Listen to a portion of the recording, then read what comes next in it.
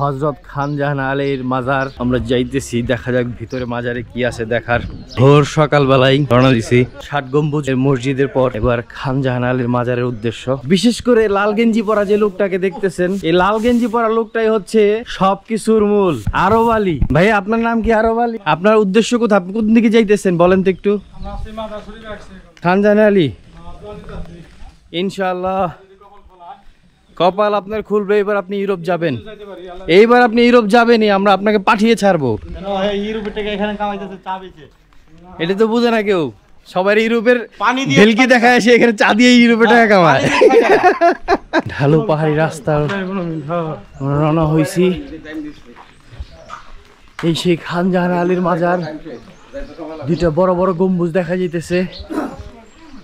এই প্রবেশ পথ অসাধারণ সুন্দর, মুঘল আমলের কীর্তি। সকালবেলা স্নিগ্ধ বাতাসের সাথে প্রাণবন্ত লাগতেছে।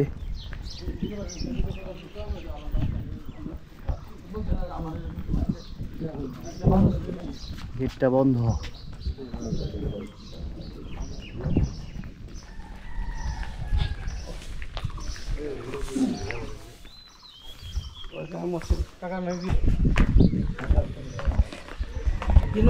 ও নদী নেই, নদী না, ঝিল ঝিল, পুকুরও না, এটা ঝিল।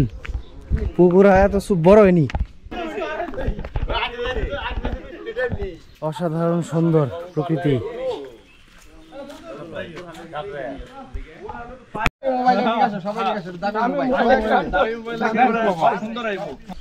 সবাই একখানে হয়ে গেছে। খানজাহান আলীর মাজারের সামনে যে দিঘিটা আছে, দেখতে অপূর্ব সুন্দর, শীতল বাতাস।